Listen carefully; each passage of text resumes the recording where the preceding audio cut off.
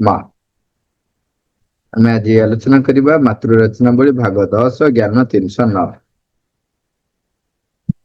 308ରେ ଆମେ କଥା ହେଇଥିଲେ ଯେ ସୌଭାଗ୍ୟବଶତଃ ହିଁ ବିଫଳତା ଆସିଥାଏ ଏବଂ ଯେତେବେଳେ ଆମେ ଅନ୍ତର୍ନିହିତ ହୋଇ ରହିଥିବା ପ୍ରଜ୍ଞା ଏବଂ ଶକ୍ତି ମାନଙ୍କର ସଂସ୍ପର୍ଶରେ ଆସିବା ତେବେ ଏଟାକୁ ଭଲରେ ବୁଝିପାରିବା ଏବଂ ଅନେକ ସମୟରେ ଯଦି ଆମେ ଆମର ପୂର୍ବ କାର୍ଯ୍ୟ ଗୁଡ଼ିକୁ ଟିକେ ନିରୀକ୍ଷଣ କରି ଦେଖିବା ତେବେ ଦେଖିବା ଆମର ବୌଦ୍ଧିକ ଲେଖୁଛନ୍ତି ବୌଦ୍ଧିକ ଚତୁରତା ଠାରୁ ଅନ୍ତର୍ନିହିତ ହୋଇ ରହିଥିବା ପ୍ରଜ୍ଞା ଓ ଶକ୍ତି ଅଧିକ ସମର୍ଥ ବୋଲି ପ୍ରମାଣିତ ହୁଏ। ଏଇଟା ଆମେ ଦେଖିପାରିବା ଏବଂ ଆଉ ଗୋଟେ କଥା କହିଲେ ଯେ କେତେବେଳେ ଓ କିପରି ଜାଣିକରି ଭୁଲ କରିବାକୁ ହୁଏ ଏବଂ ଫଳପ୍ରଦ ଭାବରେ ବିଫଳ ହେବାକୁ ହୁଏ କେବଳ ଭଗବାନ ହିଁ ସେ କଥା ଜାଣିଥାନ୍ତି।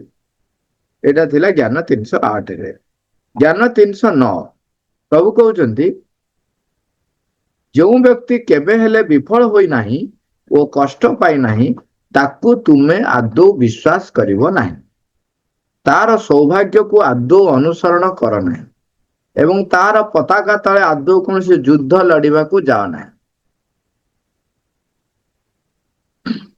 ଏଇଠି ଯଦି ଆମେ ଦେଖିବା ଗୋଟେ କଥା ଆମେ ଏଠି କେତେ ଗୋଟେ କଥା ତା ଭିତରେ ଆସିବ। ଯେତେବେଳେ ଆମେ କୌଣସି କାହା ସହିତ ଖେଳରେ ଆମେ ଭାଗ ନେଉଛନ୍ତି ସେତେବେଳେ ଯଦି ଆମ ସମାସ୍କନ୍ଧ କିମ୍ବା ଆମ ଠାରୁ କମ ଦକ୍ଷ ବ୍ୟକ୍ତି ସହିତ ଯଦି ଆମେ ଖେଳନ୍ତି ତେବେ ଦେଖିବେ ଯେ ଆପଣ କିଛି ଶିଖିପାରିବେ ନାହିଁ ବରଂ ତାର ଆଉ ଗୋଟେ ରେଜଲ୍ଟ ଆସିବ ଯୋଉଟା କି ଆହୁରି ଆମ ପାଇଁ ମାରାତ୍ମକ ହବ। ସେଟା ହଉଛି ଯେହେତୁ ସିଏ ଆମ ଠାରୁ କମ ଦକ୍ଷ ତେଣୁ ଆମେ ଯଦି ଜିତି ଜିତି ଚାଲୁଥିବା ସେତେବେଳେ ଆମ ଭିତରେ ଅହଙ୍କାର ବଢି ବଢି ଚାଲିଥିବ ଯେ ମୁଁ ପାରିବାର। ଯେମିତି ଆମର ବେଳେ ବେଳେ ଥଟାରେ କୁହନ୍ତି ଯେ ଆମ କ୍ଲାସରେ ସମସ୍ତଙ୍କ ଭିତରେ ମୁଁ ଟିକେ ଉଚ୍ଚା ଗଧ ବୋଲି ମୁଁ ଭାବୁଛି ଯେ ମୁଁ ଘୋଡା।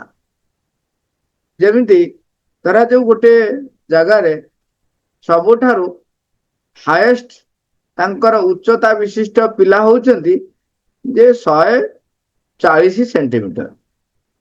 ତେବେ ସିଏ ଭାବୁଥିବ କଣ ଯେ ମୁଁ ହଉଛି ରାଜ୍ୟର ସବୁଠାରୁ ଡେଙ୍ଗା ବ୍ୟକ୍ତି। କିନ୍ତୁ ଯେ ତା ଠାରୁ ଯେ କେତେ କେତେ ଡେଙ୍ଗା ବ୍ୟକ୍ତି ଅଛନ୍ତି 7 ଫୁଟର ଲୋକ ତାମାନେ ଇଏ କାହିଁ 4 ଫୁଟ କାହିଁ 7 ଫୁଟ। ତେଣୁ ଏଇ ଯୋଉ ଆମେ ଯେ ପର୍ଯ୍ୟନ୍ତ ଶିଖିବାର ଆଗ୍ରହ ରଖି କାର୍ଯ୍ୟ କରି କରି ଚାଲିଥିବା ସେତେବେଳେ ପର୍ଯ୍ୟନ୍ତ ଆମର ଅଗ୍ରଗତି ରହିଥାଏ। ଯୋଉ ମୁହୂର୍ତ୍ତରେ ଶିଖିବାର ବା ନୂତନତା କିଛି ଗ୍ରହଣ କରିବାର ଆମ ଭିତରେ ବିମୁଖତା ଆସିଯାଏ ତାକୁ ଆମେ ଯୋଉ ଯଦି ସାହିତ୍ୟିକ ଶବ୍ଦରେ କହିବା ପରିବର୍ତ୍ତନ ବିମୁଖତା ଯଦି ଆସିଯାଏ ତେବେ ସେଇ ସମୟରେ ଆମର ମୃତ୍ୟୁ ହୁଏ ବୋଲି ଆମେ ଜାଣି ରଖିବା। ଏବଂ ତେଣୁ ଏଠି ଯୋଉ ବ୍ୟକ୍ତି ମାନେ କେବେ ବିଫଳ ହେଇନାହାନ୍ତି ତେବେ ତାଙ୍କ ପାଖରେ ଅହଙ୍ଗ୍ର ଭାଇ ଆଜ୍ଞା କଣ କହିଲ ମୁଁ ବୋଲି ଯଦି ଆମେ ପରିବର୍ତ୍ତନ ବିମୁଖତା ଟାକୁ ଆପଣେଇ ନେଲୁ ନୂତନ ଗ୍ରହଣ କରିବା ପାଇଁ ଆମ ଭିତରେ କୌଣସି ପ୍ରକାର ସ୍ପୃହା ନାହିଁ ମାନେ ନୂଆ କିଛି ଶିଖିବା ପାଇଁ ଆଗ୍ରହ ନାହିଁ ଏବଂ ପରିବର୍ତ୍ତନ ହବା ପାଇଁ କୌଣସି ପ୍ରକାରର ବି ମୋ ଭିତରେ ଯେମିତି କଥାରେ କୁହନ୍ତି ଟିକେ ବି ନିଆଁ ଚେଙ୍କ ମାରିଲା ଭଳିଆ ବି ମୋ ଭିତରେ ଟିକେ ବି ଯଦି ଆଗ୍ରହ ନାହିଁ ତେବେ ଆମେ ଜାଣିବେ ସେ ସମୟରେ ଆମର ମୃତ୍ୟୁ ହେଇଗଲା। କାରଣ ଅଗ୍ରଗତି କରିବାର ନାହିଁ ମାନେ ସରିଗଲା ଆପଣଙ୍କର ସେଇଠି ସ୍ଥିର ହେଇଗଲ। ମୃତ୍ୟୁ ଟା ହଉଛି ବର୍ତ୍ତମାନ ଗୋଟେ ଅବସ୍ଥାରୁ ଯେତେବେଳେ ଆଉ କିଛି ନୂତନ କିଛି ଶିଖି ପାରି ହୁଏ ନାହିଁ ସେତେବେଳେ ଆତ୍ମା କଣ କରେ ଏ ଶରୀରକୁ ତ୍ୟାଗ କରେ ନୂତନ ପରିସ୍ଥିତି ନୂତନ ଶରୀର ଗ୍ରହଣ କରିବା ପାଇଁ ଏଇ ଜାଗା ଛାଡ଼ିଦିଏ। ସେ ଦେଖେ ଯେ ଏଇ ଶରୀରରେ ଆଉ କିଛି କରିହବ ନାହିଁ, ସେତେବେଳେ ଇଏ ଶରୀର ଛାଡ଼େ। ତେଣୁ ପରିବର୍ତ୍ତନ ବିମୁଖତା ଆସିବା ଅର୍ଥ ହେଉଛି ଗ୍ରହଣଶୀଳତା ନିଜ ଭିତରେ ନ ଆସିବାର ଅର୍ଥ ହେଉଛି ଯେ ମୋର ମୃତ୍ୟୁ ହେଇଗଲା। ତେଣୁ ସବୁବେଳେ ନୂତନ କଥା ଶିଖିବା ପାଇଁ, ଉଚ୍ଚତର ଶକ୍ତିକୁ ଗ୍ରହଣ କରିବା ପାଇଁ ଆମ ଭିତରେ ସବୁବେଳେ ଏକ ଆସ୍ପୃହା ରହିଥିବା ଦରକାର, ଗ୍ରହଣଶୀଳତା ରହିଥିବା ଦରକାର। ଏଠି ଯେତେବେଳେ ଏଠି ଯୋଉ କଥାଟି କହୁଛନ୍ତି ସେ କଥାକୁ ଆମେ ଯିବା। ଏଠି କହୁଛନ୍ତି ଯୋଉ ବ୍ୟକ୍ତି କେବେ ହେଲେ ବିଫଳ ହୋଇନାହିଁ, କଷ୍ଟ ପାଇନାହିଁ, ତମେ ତାକୁ ଆଦୌ ବିଶ୍ୱାସ କରିବ ନାହିଁ। କଣ ହୁଏ ଯଦି ବିଫଳତା ସେ ଚାଖି ନାହିଁ, ତେବେ ସେ ଯୋଉ ଦିଗରେ ଚାଲିଛି ସିଏ ଜଣେଇ ଦଉଛି ଯେ ତାର ଅଗ୍ରଗତି ହଉନାହିଁ। କାରଣ ଅଗ୍ରଗତି ଯେତେବେଳେ ହବ ନୂତନତ୍ୱ ଆସିବ। ନୂତନତ୍ୱ ଯେତେବେଳେ ଆସିବ ତୁମର ସାମର୍ଥ୍ୟ, ଆମର ଯେତିକି ସାମର୍ଥ୍ୟ ରହିଛି ତାଠାରୁ ଅଧିକ ନୂତନତ୍ୱ ଆଣିବାକୁ ହେଲେ ଆମେ ନିଶ୍ଚୟ ଝୁଣ୍ଟିବୁ। ଏଇଟା ହଉଛି ଏକ ମାନେ କଣ ଯେମିତି କୁହାଯାଏ ଗୋଟେ ସାଧାରଣ ନିୟମ।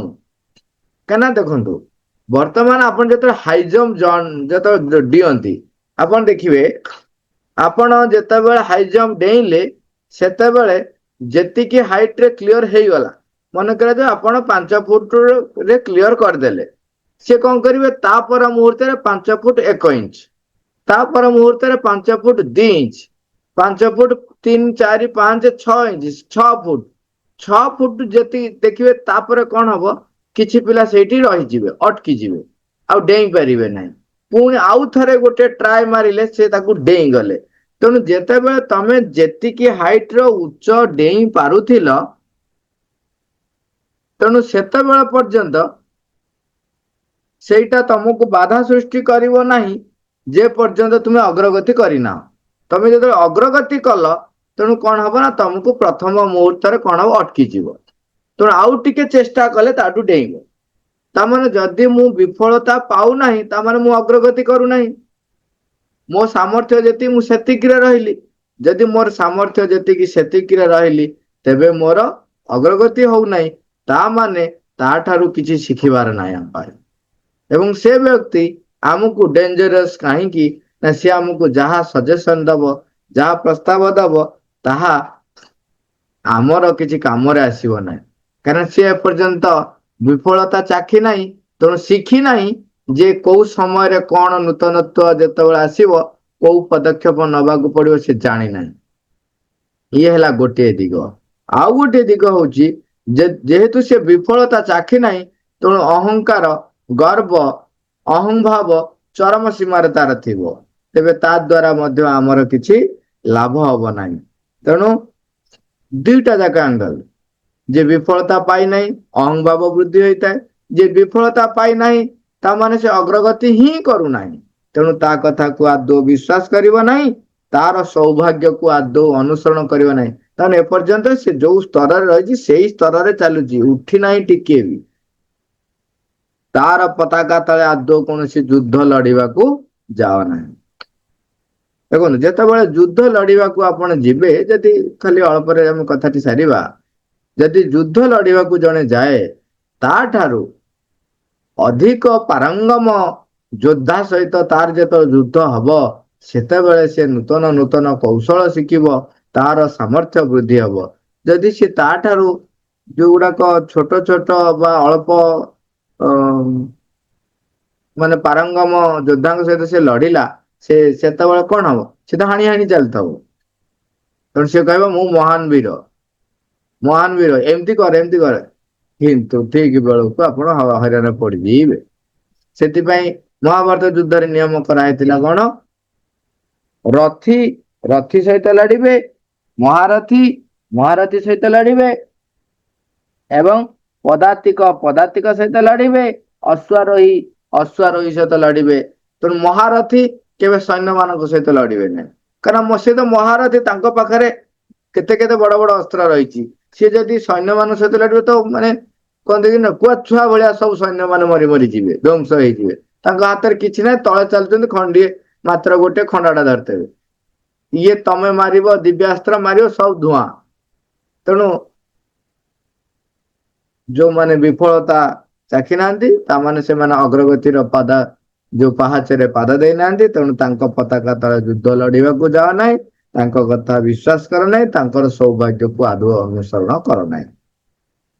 ଜ୍ଞାନ 310। ପ୍ରଭୁ ଲେଖୁଛନ୍ତି 2 ଜଣ ଅଛନ୍ତି ଯେଉଁମାନେ କି ମହତ୍ତା ଏବଂ ମୁକ୍ତି ପାଇଁ ଯୋଗ୍ୟ ହୋଇପାରନ୍ତି ନାହିଁ। 2 ଜଣ ଅଛନ୍ତି ଯେଉଁମାନେ କି ମହତ୍ତା ଏବଂ ମୁକ୍ତି ପାଇଁ ଯୋଗ୍ୟ ହୋଇପାରନ୍ତି ନାହିଁ। ଯିଏ କେବେ ହେଲେ କାହାର ଦାସ ହୋଇନାହିଁ ଏବଂ ଯେଉଁ ଜାତି କେବେ ହେଲେ କୌଣସି ବିଦେଶୀ ଶାସନର ଅଧୀନ ହୋଇନାହିଁ। ଆଉ ଗୋଟିଏ ଭାବରେ ଆଉ ଗୋଟିଏ ନୂତନ ସତ୍ୟକୁ ଆମ ପାଖରେ ଉଦ୍ଘାଟିତ କରୁଛନ୍ତି। କହୁଛନ୍ତି 2 ଜଣ ବ୍ୟକ୍ତି କେବେ ଯୋଗ୍ୟ ହୋଇପାରନ୍ତି ନାହିଁ ବା ମହତ୍ତମ ସ୍ଥାନ ଗ୍ରହଣ କରିପାରନ୍ତି ନାହିଁ। କୋଉମାନେ? ଯିଏ କେବେ ହେଲେ କାହାର ଦାସ ହୋଇନାହିଁ। ତୁମେ ଯଦି ଅନ୍ୟର ଆଦେଶକୁ ଗ୍ରହଣ କରିବା ପାଇଁ ବା ଅନ୍ୟ ଜଣଙ୍କ ଆଦେଶ ଦ୍ୱାରା ପରିଚାଳିତ ହବା ପାଇଁ ତୁମ ଭିତରେ ସେ ଭାବ ନାହିଁ, ତେବେ ତୁମେ ଯୋଗ୍ୟ ନୁହଁ। ତୁମେ ମହତ୍ତର ବ୍ୟକ୍ତି ନୁହଁ। ଅନ୍ୟର ଆଦେଶକୁ ମାନିବା ଶିଖ। ଇଏ ହେଲେ କଣ ହବ ନା ତୁମର ଅହଂ ଉପରେ ବିଜୟ ହାସଲ ହବ। ଯେତେବେଳେ ଦେଖିବେ କହିବେ କଣ, ମୁଁ ପୁଣି ତା କଥା ଶୁଣିବି, ମୁଁ ପୁଣି ତାକୁ କହିବି, ତା ମାନେ ସେ ଅହଂରେ ଚୁର ଚୁର ହେଇକି ରହିଛି। ତେବେ ସିଏ ପଥଭ୍ରଷ୍ଟ ହେଇଯାଇଛି। ଆମେ ପୂର୍ବରୁ ପଢିଛନ୍ତି, ମା କହୁଛନ୍ତି ତା ଭିତରେ ଦେଇକି ମୁଁ କାର୍ଯ୍ୟ କରିପାରେ ନାହିଁ। ସେମାନଙ୍କ ମଧ୍ୟ ଦେଇ ଅତିମାନସ ଶକ୍ତି ସଞ୍ଚରିତ ହୋଇପାରେ ନାହିଁ। ସେ ବାରମ୍ବାର ଅଭ୍ୟାସ କରୁଥାନ୍ତି, ବାରମ୍ବାର ଠୋକର ମାରୁଥିବେ, ଯଦ୍ୱାରା ସେ ଟିକିଏ ବି ହେଲେ ଗ୍ରହଣଶୀଳ ହେଇକି ଏପଟକୁ ଆସିଲେ ତା ଭିତରେ ସେ ଅତିମାନ ଶକ୍ତି କିଛି କାର୍ଯ୍ୟ କରିପାରିବେ। ତେଣୁ କାହାର ଯିଏ ଦାସ ହୋଇନାହିଁ, ଯିଏ କହିବ ମୁଁ ହଉଛି ବଡ, ମୁଁ ବଡ, ମୁଁ ବଡ, ମୁଁ ପୁଣି କାହା କଥା ଶୁଣିବି, ତେବେ ସିଏ ପ୍ରଭୁ ଲେଖୁଛନ୍ତି ସେମାନେ ମହତ୍ତମ ବ୍ୟକ୍ତି ହେଇପାରିବେ ନାହିଁ, ମୁକ୍ତି ପାଇଁ ବା ମହତ୍ତା ପାଇଁ ଯୋଗ୍ୟ ହୋଇପାରନ୍ତି ନାହିଁ ବୋଲି ପ୍ରଭୁ ଶ୍ରୀ ଅରବିନ୍ଦ ନିଜେ ଲେଖୁଛନ୍ତି। ଆଉ ଗୋଟିଏ ଭାଇ କଥା, ଆଜ୍ଞା। କୁହନ୍ତି କାହାର ଯୋଉ ଦାସ ହେବ ନାହିଁ, ଆଉ ତମେ କହୁଛ କଣ ଦାସ? ଆରେ ଦାସ ହେବ ନାହିଁ, ଦାସ ହେବ ନାହିଁ ଟା ଦାସ ନା ନା ଯୋଉ କହୁଛୁ କାହାର ଯୋଉ ମାନିବ କଥା, ହଁ ସିଏ ହଁ କଣ ହଁ ଯାହା କଥା କଣ ମାନିବେ? ଦାସ ହେବ ନାହିଁ ଅର୍ଥ ହଉଛି ତମେ କାହାର ଦ୍ଵାରା ମାନେ ଯେମିତି ତା ଦ୍ଵାରା ପରିଚାଳିତ ହେଇଯିବ ନାହିଁ, ତାର ଅଧୀନରେ ରହିଯିବ ନାହିଁ। ଆମେ ପରମଙ୍କର ଅଧୀନରେ ରହିବା। କିନ୍ତୁ ଏଠି ଯୋଉ ଦାସ କଥା କୁହା ହଉଛି ତାର ଅର୍ଥ ହଉଛି ତୁମେ ଅନ୍ୟ ଯୋଉ ଶୃଙ୍ଖଳାରେ ରହିବା ଏବଂ ଅନ୍ୟ କାହାର ଆଦେଶକୁ ପାଳନ କରିବା ପାଇଁ ତୁମ ଭିତରେ ସେ ପ୍ରସ୍ତୁତି ଥିବା ଦରକାର। କଣ ହୁଏ, ଯୋଉମାନଙ୍କ ଭିତରେ ଏଇ ଭାବ ନଥାଏ ସେମାନେ ଅହଂ ଦ୍ଵାରା ପରିଚାଳିତ ଯୋଉମାନେ ହଉଥାନ୍ତି, ସେମାନେ କେବେ କାହାର ଦାସ ହୁଅନ୍ତି ନାହିଁ। ଦାସ ମାନେ ଦାସ ହୋଇନାହାନ୍ତି ଏଇ ଅର୍ଥରେ କୁହାଯାଉଛି। ତାମାନେ ବିନମ୍ର ସେମାନେ ହେବେ ନାହିଁ, ସେମାନଙ୍କ ଭିତରେ ଗ୍ରହଣଶୀଳତା ଆସେ ନାହିଁ। ଆଉ ସେଠି ଯୋଉଟା କୁହାହଉଛି ତମେ ବିରୋଧୀ ଶକ୍ତିର ଦାସ ହୁଅ ନାହିଁ, ତମେ କୌଣସି ବ୍ୟକ୍ତିର ଦାସ ହୁଅ ନାହିଁ, ସେଟା ହଉଛି ଆମେ କେବଳ ଭଗବାନଙ୍କ ନିର୍ଦ୍ଦେଶରେ ପରିଚାଳିତ ହବା, କୌଣସି ବ୍ୟକ୍ତିର ନିର୍ଦ୍ଦେଶରେ ପରିଚାଳିତ ହେବା ନାହିଁ। ସେଟା ସେଇ ଅର୍ଥରେ କୁହାହଉଛି। ଏଠି ଯୋଉ କୁହାହଉଛି ଦାସ, ଯୋଉ ଏଇଟା ଗୋଟେ କାବ୍ୟିକ ଭାବରେ ବର୍ଣ୍ଣନା କଲା ବେଳେ କୁହାହଉଛି, ତାମାନେ ତୁମ ଭିତରେ ବିନମ୍ରତା ନାହିଁ, ତୁମ ଭିତରେ ଅହଂ ବଢି ଯାଇଛି, ତେଣୁ ତମେ କାହାର ଶୃଙ୍ଖଳାରେ ରହିପାରନି। ତ ଦେଖିବେ କଣ ହୁଏ, ଯୋଉ ବ୍ୟକ୍ତି ମାନେ ଆପଣ ଦେଖିବେ କଣ ଏଠି ଦେଖନ୍ତୁ କାହାର ଦାସ ବି ଏଠି ବ୍ୟକ୍ତିର ଦାସ କଥା ହିଁ ଭାବନ୍ତୁ ନାହିଁ। ମନେକର ଯୋଉ ସେମାନେ ଆମର ଶୃଙ୍ଖଳା, ଯେ ଏଇ ସମୟରେ ମୁଁ ଏଇ କାର୍ଯ୍ୟ କରିବି, ସେ ଶୃଙ୍ଖଳାରେ ମଧ୍ୟ ଯଦି ଶୃଙ୍ଖଳା ହେଲା, ହଁ ମୁଁ କଣ ସେ ଶୃଙ୍ଖଳା ମାନିବି, ମୁଁ ଏ ମୁଖ୍ୟ, ମୋ ଇଚ୍ଛା ଯାହା କରିବି ନା ଆଉ। ମୋ ଅନୁସାରେ ନିୟମ ପରିଚାଳିତ ହବ ନା ଆଉ। ଯେମିତି ଏବେ ଦେଖିବେ ନେତା ମାନେ ସବୁ ଆଗରୁ କହୁଥିଲେ, ଏବେ ଟିକେ ତାଙ୍କ ଡଙ୍କ ମୋଡି ହେଇଗଲାଣି। ନେତା ମାନେ କହିବେ, ଯେମିତି କହନ୍ତି ନା, ମୁଁ ଯୋଉଠି ଠିଆ ହେଲି ଲାଇନ ସେଇଠୁ ଷ୍ଟାର୍ଟ। ତାମାନେ ସେ ଅହଙ୍ଗ ହଉଛି ସବା ଉପରେ, ସେମାନେ ପରିବର୍ତ୍ତନ ହେଇପାରିବେ ନାହିଁ, ଅଗ୍ରଗତି ସେମାନେ କରିପାରିବେ ନାହିଁ। ଏଇଟା ସେଇ ଅର୍ଥରେ କୁହାହଉଛି। ସେଥିପାଇଁ ମନେ ପକେଇବା, ଯେତେବେଳେ ଚାଟଶାଳୀ ବା ଗୁରୁକୁଳରେ ଯେତେବେଳେ ଶିକ୍ଷା ଦିଆଯାଉଥିଲା, ସେଥିପାଇଁ କଣ ହଉଥିଲା ନା ରାଜାର ପୁଅ ହଉ ବା ସେନାପତିର ପୁଅ ହଉ ବା ସାଧାରଣ ପ୍ରଜା ହଉ, ଯୋଉମାନେ ଚାଟଶାଳୀ ଯାଆନ୍ତି, ଯୋଉମାନେ ଗୁରୁକୁଳ ଯାଆନ୍ତି, ସମସ୍ତେ କଣ ପୋଷାକ ଗୈରିକ ବସନ ସେତେବେଳେ ଥିଲା ଯୋଉଠି, ବା ଯୋଉ ପ୍ରକାରର ଯୋଉ ଲୁଗା ପିନ୍ଧୁଥିଲେ, ପିନ୍ଧି ସାରିଲା ପରେ ପ୍ରତ୍ୟେକ ତାଙ୍କର ଅଛି ସବୁ, ସେମାନେ ଯିବେ ଭିକ୍ଷା ମାଗିବା ପାଇଁ। କାହିଁକି ଭିକ୍ଷା ମାଗିବାକୁ ଯିବେ? ଭିକ୍ଷା ମାଗିବା ଦ୍ଵାରା କଣ ହୁଏ? ନିଜର ଅହଙ୍କାର ଉପରେ ମାଡ ହୁଏ। ନିଜର ଅହଙ୍କାର ଉପରେ ମାଡ ହୁଏ। ଜଣଙ୍କ ପାଖରେ ଯାଇକି ଭିକ ମାଗିବ ମାନେ ତାର ଦୟାର ପାତ୍ର ହବ ତମେ। ଏଠି ସେଇ କଣ ହବ? ନିଜ ଅହଙ୍କାର ଉପରେ ତୁମେ ଚିହ୍ନିବ, ଅହଙ୍କାରକୁ ଜାଣିବ, ଅହଙ୍କାରକୁ ତା ଉପରେ କର୍ତ୍ତୃତ୍ୱ ହାସଲ କରିବ, ତାକୁ ସମର୍ପଣ କରିବ। ତେଣୁ ସେଠି ସେଥିପାଇଁ କଣ କରାଯାଏ? ସମସ୍ତଙ୍କୁ ଭିକ୍ଷା ମାଗିବାକୁ ପଠାଯାଏ। ସିଏ ହଉଛି ଗୋଟିଏ କାରଣ। ଆହୁରି ଅନେକ କାରଣ ରହିଛି ଭିକ୍ଷା ମାଗିବାକୁ ପଠାଯିବାର। ଯେମିତି କିି କେତେ ପ୍ରକାରର ଯୋଉ ବିବିଧତା ରହିଛି ଭଗବାନଙ୍କର, ତାକୁ ଜାଣିବା ଏବଂ ନିଜର ସାମର୍ଥ୍ୟ, ନିଜର ଅସାମର୍ଥ୍ୟ, ନିଜର ଦୁର୍ବଳତା, ନିଜର ସାମର୍ଥ୍ୟ ତାକୁ ଚିହ୍ନିବ ଏବଂ ଅନ୍ୟ ବ୍ୟକ୍ତି ମାନଙ୍କର ଯୋଉ ପରିବେଶ ପରିସ୍ଥିତି ତାକୁ ଦେଖିଲା ପରେ ତୁମେ ଅନେକ ଗୁଡାଏ ଘଟଣା ବା ଯେମିତି କୁହନ୍ତି ନା ବହୁଧା ମାନେ ବିଭିନ୍ନତାର ତମେ ସ୍ଵାଦ ପାଇବ, ଅନୁଭୂତି ଆସିବ। ଏମିତି ବହୁତ କଥା ରହିଛି, କିନ୍ତୁ ଏଠି ଦାସ ଏଇ ଅର୍ଥରେ କୁହାଯାଇଛି। ଠିକ ଅଛି। ଆଜ୍ଞା। ହଁ। ତାପରେ ଆଉ ଗୋଟେ କଥା କହିଲେ, ଆଉ ଜଣେ କିଏ? ସେ ଦୁଇ ଜଣ ଅଛନ୍ତି ବୋଲି କହିଥିଲେ। ଜଣେ କହିଲେ ଯିଏ କେବେ ହେଲେ କାହାର ଦାସ ହୋଇନାହିଁ, ମାନେ କାହାର ଶୃଙ୍ଖଳା ମାନିବା ପାଇଁ ସେ ଯିଏ କହେ ମୁଁ ଶୃଙ୍ଖଳା ମାନିବି ନାହିଁ, ଯିଏ କହେ ମୁଁ ଗ୍ରହଣ କରିବି ନାହିଁ, ମୋ ପାଖକୁ ଲୋକ ଆସିବେ, ଏଇ ପ୍ରକାରର କଥା ସେଠି କୁହାଯାଇଥିଲା। ସେଇମାନେ କେବେ ବି ମୁକ୍ତି ପାଇଁ ଯୋଗ୍ୟ ନୁହନ୍ତି। ତାପରେ କହିଲେ ଯେଉଁ ଜାତି କେବେ ହେଲେ କୌଣସି ବିଦେଶୀ ଶାସନର ଅଧୀନ ହୋଇନାହିଁ। ଏଠି କାହିଁକି କୁହାହଉଛି ଯେ ଜଣେ ବିଦେଶୀ ଶାସନର ଅଧୀନ ହେଲେ କଣ ହବ? ଦେଖନ୍ତୁ, ଭାରତ ବର୍ଷରେ ଯେପର୍ଯ୍ୟନ୍ତ ବିଦେଶୀ ଶାସନ ଆସିନଥିଲା, ସେତେବେଳେ ବହୁତ ଛୋଟ ଛୋଟ ଛୋଟ ଛୋଟ ପ୍ରାନ୍ତ ଭିନ୍ନ ଭିନ୍ନ ଜାଗାରେ ଥିଲେ।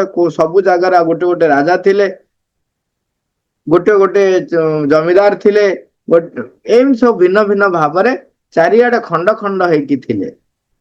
ତା ଫଳରେ କଣ ହେଇଥାନ୍ତା? ଗୋଟେ ସାମଗ୍ରିକ ବିକାଶ ହେଇପାରିବ ନାହିଁ। ସେଠି ସାମଗ୍ରିକ ବିକାଶ ପାଇଁ ହେଲେ ଗୋଟିଏ ସମସ୍ତେ ମିଶିବା ଦରକାର, ଅଖଣ୍ଡ ହବା ଦରକାର। ନହେଲେ ଦେଖନ୍ତୁ, ସମଗ୍ର ମାନବ ଜାତିକୁ ଯିଏ ଲିଡ କରିବ ସେ ହଉଛି ଭାରତ ବର୍ଷ। ସେଠି ଯଦି ସେଇଭଳିଆ ଆଧାର ପ୍ରସ୍ତୁତ ନାହିଁ, ତେବେ କେମିତି ହେଇପାରିବ? ଆପଣ ଏକା ଜଣେ ବ୍ୟକ୍ତି ଏକା କେବେ ବିରାଟ କାର୍ଯ୍ୟ କରି ସମସ୍ତଙ୍କୁ ନେଇକି ଯୋଉ ବିରାଟ କାର୍ଯ୍ୟ କରିପାରିବ ନାହିଁ। କାହିଁକି ନା ସେ ଏକା କଣ କରିବ? ସେଥିପାଇଁ ସଂଗଠନ ଦରକାର ହୁଏ। ସେଥିପାଇଁ ସମୂହର ପ୍ରସ୍ତୁତି ଦରକାର ହୁଏ।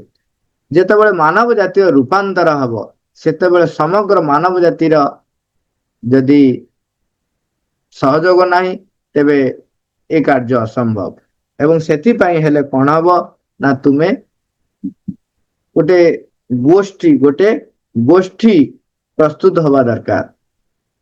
ଏବଂ ସେଥିପାଇଁ ଯେତେବେଳେ ଭାରତ ବର୍ଷ ବିଦେଶୀ ଶାସନର ଅଧୀନ ହେଲା, ସେତେବେଳେ କଣ ହେଲା ନା ଆମେ ପରସ୍ପରର ଯୋଉମାନେ ଦେଖନ୍ତୁ, ଯୋଉମାନେ ରାଜ୍ୟ ପାଇବା ପାଇଁ ଭାଇ ସହିତ ଟିକେ ମନମୋଟ ରହିଥିଲା, ତେଣୁ ସିଏ କଣ କଲା ନା ବାହାର ବିଦେଶୀ ହାତକୁ ଯାଇ ତା ସହିତ ମିଶି ଆସି ରାଜ୍ୟ ଉପରେ ଆଟାକ କରି ନିଜ ଅକ୍ତିଆର କଲା। ତା ଦ୍ଵାରା କଣ ହେଲା ଆପଣ ଦେଖନ୍ତୁ, ଯେ ଯୋଉ ସୁସଙ୍ଗତି ଯୁକ୍ତ ଭାବରେ ଆମେ ବଞ୍ଚି ନଥିଲୁ ବା ରହି ନଥିଲୁ, ତାହା ପଦାକୁ ଆସିଗଲା। ତେଣୁ ତାପରେ କଣ ହବ? ସେଥିପାଇଁ ଅନେକ ରାଜା ରାଜୁଡା କଣ କଲେ?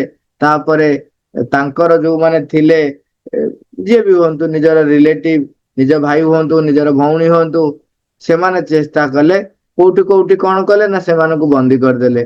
କୋଉଠି କୋଉଠି ମୁସଲିମ ମାନେ ତ ଯେତେକ ସେ ତ ମାରି ମୁରି ପକେଇଲେ, ଔରଙ୍ଗଜେବ ତା ଭାଇ ମାନଙ୍କୁ ମାରି ପକେଇଲେ। ଏବଂ ଆଉ କିଛି କଣ କଲେ ନା ସେମାନେ ଭିନ୍ନ ଭିନ୍ନ ଦାୟିତ୍ୱ ଦେଇଦେଲେ, ଯାହା ଫଳରେ ସିଏ ଆଉ ବିଦ୍ରୋହ କରିବ ନାହିଁ। ମାନେ ସିଏ ଅନୁଭବ କରିବ ନାହିଁ ଯେ ଇଏ ମୋ ଉପରେ ମାଲିକ ହେଇକିରି ମତେ କେବଳ ଶାସନ କରୁଛି। ଆପଣ ଦେଖିବେ ଅନୁଷ୍ଠାନ ଭିତରେ ଜଣେ ଯେତେବେଳେ ମାଲିକାନା ସତ୍ତ୍ୱ କରେ, ସେତେବେଳେ ବିଦ୍ରୋହ ଭାବ ବଢିଯାଏ। ତେଣୁ ସେତେବେଳେ ଏଇ ସବୁ ଜିନିଷ ଗୁଡିକ ଧୀରେ ଧୀରେ ଧୀରେ ଧୀରେ କଣ ହେଲା, ମୁଣ୍ଡ ଟେକିଲା। ବିଦେଶୀ ଶାସନ ଆସିଲା ବେଳକୁ ଏଇ ଯୋଉ ଦୁର୍ବଳତା ଗୁଡାକ ଜଣା ପଡିଲା ଏବଂ ସମସ୍ତେ ନିଜ ନିଜର ଭିତରେ ଥିବା ଦ୍ୱନ୍ଦ୍ୱକୁ ଭୁଲି ସମୂହ ସ୍ୱାର୍ଥ ପାଇଁ ଏକ ହେଇ ଉଠିଲେ। ସମୂହ ସ୍ୱାର୍ଥ ପାଇଁ ଅଖଣ୍ଡତା, ଏକ ଜାତୀୟତା, ଏକ ଜାତୀୟତା ସମସ୍ତଙ୍କ ଭିତରେ ସେ ଜାତୀୟତା ବୋଧ ତିଆରି ହେଲା। ସମସ୍ତେ ଏକାଠି ହେଇଗଲେ। ତେଣୁ ବିଦେଶୀ ଶାସନ ଯେତେବେଳେ ଆସି ପହଞ୍ଚେ, ଯେତେବେଳେ ଅତ୍ୟାଚାର ତୁମ ଉପରେ ହୁଏ, ସେତେବେଳେ କଣ ହୁଏ, ନିଜର ଯୋଉ ଆତ୍ମ ସ୍ୱାଭିମାନ, ଆତ୍ମ ସ୍ୱାଭିମାନକୁ ବଜାୟ ମାନେ କଣ ଆଗକୁ ଆସେ। ନହେଲେ କଣ ହବ, ଏଇଠି ଠିକ ଓଲଟାଟା। ନହେଲେ କଣ ହବ, ତମେ ସବୁବେଳେ ଅନ୍ୟର ଦାସ ହେଇକି ରହିଥିବ। ତାହେଲେ କଣ ହବ ନା ନିଜର ପ୍ରକୃତି ତମେ ଚିହ୍ନି ପାରିବ ନାହିଁ। ତାହେଲେ କଣ ହବ ନା ତୁମେ ପ୍ରକୃତିର ଦୁର୍ବଳତାକୁ ଜାଣିପାରିବ ନାହିଁ, ସାମର୍ଥ୍ୟକୁ ବୃଦ୍ଧି କରିବ ପାରିବ ନାହିଁ। ତେଣୁ ତୁମର କର୍ତ୍ତୃତ୍ୱ ଆସିବ ନାହିଁ। ଯେତେବେଳେ କର୍ତ୍ତୃତ୍ୱ ନାହିଁ, ତୁମର ଶକ୍ତିକୁ ତମେ ଚିହ୍ନି ପାରୁନାହ, ତୁମ ଭିତରେ ଦୁର୍ବଳତାକୁ ଚିହ୍ନି ପାରୁନ, ଆଉ ତାକୁ ରୂପାନ୍ତର କୋଉଠୁ କରିବାକୁ ଯିବ? ଆଗ ଚିହ୍ନିବ, ତାକୁ କର୍ତ୍ତୃତ୍ୱ ହାସଲ କରିବାକୁ ଚେଷ୍ଟା କରିବ, ତାପରେ କର୍ତ୍ତୃତ୍ୱ ହାସଲ ହେଇପାରିବ ନାହିଁ, ତାକୁ ନେଇକି ଜ୍ୟୋତି ପରମ ଆଲୋକ ପରମ ସତ୍ୟଙ୍କ ପାଖରେ ରଖିବ। ତାପରେ ତୁମର କଣ ହବ ନା ଅଗ୍ରଗତି ପାଇଁ ସାମର୍ଥ୍ୟ ପରମଙ୍କ ପାଖରୁ ତୁମ ପାଖକୁ ଆସିବ। ତେଣୁ ଏଠି ବିଦେଶୀ ଶାସନର ପ୍ରଭାବ ଫଳରେ ଜାତୀୟତା ବୋଧ, ନିଜର ଦୁର୍ବଳତାକୁ ଜାଣିବା, ନିଜର ସାମର୍ଥ୍ୟକୁ ବୃଦ୍ଧି କରିବା, ଏ ସବୁ ଅନେକ ଗୁଡାଏ କଥାର ବିଷୟରେ ଆମେ ସଚେତନ ହଉ ଏବଂ ନିଜକୁ ପ୍ରସ୍ତୁତ କରୁ ଗୋଟିଏ ପରେ ଗୋଟିଏ ପାହାଚ ଅଗ୍ରଗତି କରିଯିବା ପାଇଁ। ତେଣୁ ଅଗ୍ରଗତି ପାଇଁ ବେଳେ ବେଳେ ସେଥିପାଇଁ ବିରୋଧୀ ଶକ୍ତିର ଆକ୍ରମଣ ବି ଦରକାର ହୋଇଥାଏ। ମା ଲେଖିଛନ୍ତି, ତାକୁ ପଢିବା। ମା ବର୍ଣ୍ଣନା କରୁଛନ୍ତି, କେବଳ ଦୁଃଖ ଏବଂ କଷ୍ଟ ସହିବା ଦ୍ୱାରା ହିଁ କେତେକ ମୌଳିକ ଗୁଣର ବିକାଶ ସମ୍ଭବ ହୋଇଥାଏ। ଦୁଃଖ କଷ୍ଟ ଆସିଲେ ହିଁ କେତେ ଗୁଡିଏ ମୌଳିକ ଗୁଣର ବିକାଶ ସମ୍ଭବ ହୋଇଥାଏ। ସେଥିପାଇଁ କୁହନ୍ତି, ପିଲାଏ ସାଙ୍ଗ ହେଇକି କିଛି ଖେଳିବା ଦରକାର, ପିଲାଏ ବିଦ୍ୟାଳୟକୁ ଯିବା ଦରକାର। ବିଦ୍ୟାଳୟକୁ ଆସିଲେ ଅନେକ ପିଲାଙ୍କ ସହିତ ମିଶିଲେ ତାର କେତେ ଗୁଡିଏ ମୌଳିକ ଗୁଣର ବିକାଶ ସମ୍ଭବ ହୁଏ। ଯେମିତି ଆମେ କହୁଛେ, ଆମେ ଖାଲି କଥାରେ କହିଦେବା ସେୟାରିଂ ଇଜ କେୟାରିଂ, କିନ୍ତୁ ସେ ପିଲାମାନଙ୍କ ସହିତ ମିଶିବ ଏବଂ ପିଲାଙ୍କ ସହିତ ପରସ୍ପର ଭିତରେ ଦେଖିବେ, ଆପଣ କହିବା ଦରକାର ପଡିବନି, ଧୀରେ ଧୀରେ ଶିଖି ଶିଖି ଯିବ। Sharing is caring. ଯଦି ଘରେ ଜବରଦସ୍ତ ମାନେ କରୁନଥିବେ ଯେ ତୁ କାହା ସହିତ ମିଶନା, ତୁ କାହାକୁ କିଛି ଦେ ନା, କାହାଠୁ କିଛି ନେ ନା, ତାହେଲେ ସେ ଶିଖି ପାରିବ ନାହିଁ। ଯଦି ଘରେ ସ୍ୱାଭାବିକ ପ୍ରକ୍ରିୟା ଥିବ, ତେବେ ସେ ବିଦ୍ୟାଳୟ ଆସିବ, ପିଲାମାନଙ୍କ ପାଖରୁ ସମସ୍ତଙ୍କ ସହିତ ସହଯୋଗିତା ଶିଖିବ ଏବଂ ପରସ୍ପରର ଆଦାନ ପ୍ରଦାନ ଶିଖିବ। ଏମିତି ଅନେକ କଥା ଶିଖିବ। ଯେମିତି ସେମିତି ଅଗ୍ରଗତି ପାଇଁ ସେ କଣ ହବ, ଦୁଃଖ କଷ୍ଟ ଆସିଲେ ଆମର ମୌଳିକ ଗୁଣର ବିକାଶ ସମ୍ଭବ ହୋଇଥାଏ। ଆପଣାର ଅଜ୍ଞାନ ହେତୁ ମନୁଷ୍ୟମାନେ ସେଗୁଡିକ ପାଖରୁ ଡରି ପଳାଇ ଯାଆନ୍ତି ସିନା, ମାତ୍ର ସର୍ବୋଚ୍ଚ ପରମ ପ୍ରଭୁ ସେମାନଙ୍କର ତ୍ୱରାନ୍ୱିତ ବିକାଶ ଉଦ୍ଦେଶ୍ୟରେ ଯେଉଁମାନଙ୍କୁ ପୃଥିବୀରେ ଆପଣାର ପ୍ରତିନିଧିତ୍ୱ କରିବା ସକାଶେ ବାଛିଥାନ୍ତି, ସେ ଦୁଃଖ ଏବଂ କଷ୍ଟ ଗୁଡିକୁ ନେଇ ସେମାନଙ୍କ ଉପରେ ଲଦି ଦେଇଥାନ୍ତି। କାରଣ ପରମ ପ୍ରଜ୍ଞା କେବଳ ତାଙ୍କରି ଥାଏ। ଏଠି ଗୋଟେ ବିରାଟ କଥା ଟିକେ କହିଲେ, ଲୁଚିଗଲା ଭଳିଆ ଲାଗୁଛି। କଣ କହିଲେ? ଯେ ସିଏ ଯାହାକୁ ନିଜର ପ୍ରତିନିଧିତ୍ୱ କରି ବାଛିଥାନ୍ତି, ସେମାନଙ୍କ ଉପରେ ଦୁଃଖ କଷ୍ଟକୁ ଲଦି ଦିଅନ୍ତି। ଯୋଉମାନଙ୍କୁ ତାଙ୍କର ପ୍ରତିନିଧିତ୍ୱ ବୋଲି ବାଛିଥାନ୍ତି, ତାଙ୍କ ଉପରେ ଦୁଃଖ କଷ୍ଟକୁ ଲଦି ଦିଅନ୍ତି। ଆପଣଙ୍କ ଆଗରେ ମହାଭାରତର ପୁରା କିନ୍ତୁ କଚ୍ଚା ଚିଠା ଆପଣ ପାଖରେ ଅଛି। ପଞ୍ଚୁ ପାଣ୍ଡବଙ୍କୁ କେତେ କଷ୍ଟ, କେତେ ଯନ୍ତ୍ରଣା ନ ହେଇଛି। ନିଜର ଭଣଜାକୁ ମରଣ ମୁହଁକୁ ଠେଲିଛନ୍ତି। ଯାହାକୁ ସେ ନିଜର ପ୍ରତିନିଧିତ୍ୱ କରି ବାଛନ୍ତି, ତାକୁ ପୁରା ତନ୍ନ ତନ୍ନ କରି ପରୀକ୍ଷା କରନ୍ତି। ସେଥିପାଇଁ କଥାରେ କହନ୍ତି ଯେ ସୁନା ଓରରୁ, ଯୋଉ ଖଣିଜ ପଦାର୍ଥ ଯୋଉ ସୁନାର ମିଳିଲା ଓରରୁ, ଯଦି ଖାଣ୍ଟି ସୁନା ବାହାର କରିବାକୁ ପଡିବ, ତେବେ ସେଇ ଖଣିଜ ପଥରକୁ କେତେ ଗରମ, କେତେ ପ୍ରକାର ବାଟ ଦେଇକି ଯିବାକୁ ପଡିବ। ପୁଣି ସେତିକିରେ ବି ତାର ସରିବ ନାହିଁ। ସୁନା ବାହାରି ସାରିଲା ପରେ ମୁଦିଟିଏ ହବା ପାଇଁ, ଗହଣାଟିଏ ହବା ପାଇଁ, ଅଳଙ୍କାରଟିଏ ହବା ପାଇଁ କେତେ ପୁଣି ଆଉ ଥରେ ତରଳ ହବ, ପୁଣି ଆଉ ଥରେ ମାଡ ହବ, ବଙ୍କା ହବ, କେତେ କଥା ହବ। ତାପରେ ତାର ଯୋଉ ସୁନ୍ଦର ପରିପ୍ରକାଶର ରୂପ ସେ ପାଇବ। ଯେତେ ସୂକ୍ଷ୍ମ କାରୁକାର୍ଯ୍ୟ ହବ ସେତେ ଅଧିକ ମାଡ ଖାଇବ। ଯେତେ ମୋଟାଳିଆ ହବ କିଛି ଦରକାର ନାହିଁ।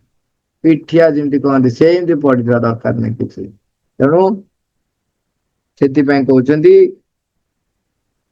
ପରମ ପ୍ରଭୁ ସର୍ବୋଚ୍ଚ ପରମ ପ୍ରଭୁ ସେମାନଙ୍କର ତ୍ୱରାନ୍ୱିତ ବିକାଶ ଉଦ୍ଦେଶ୍ୟରେ ଯେଉଁମାନଙ୍କୁ ପୃଥିବୀରେ ଆପଣାର ପ୍ରତିନିଧିତ୍ୱ କରିବା ସକାଶେ ବାଛିଥାନ୍ତି, ସେ ଦୁଃଖ ଓ କଷ୍ଟକୁ ନେଇ ସେମାନଙ୍କୁ ଉପରେ ଲଦି ଦେଇଥାନ୍ତି। କାରଣ ପରମ ପ୍ରଜ୍ଞା କେବଳ ତାଙ୍କରି ଥାଏ। ପରମ ପ୍ରଜ୍ଞା ପରମଙ୍କର ଥାଏ, ତେଣୁ ସେ ଜାଣିଛନ୍ତି କେତିକି ସାମର୍ଥ୍ୟରେ କଣ କଣ ଦେଲେ ତାର ବିକାଶ ହେଇପାରିବ। ମା Ma. Thank you all, Robert.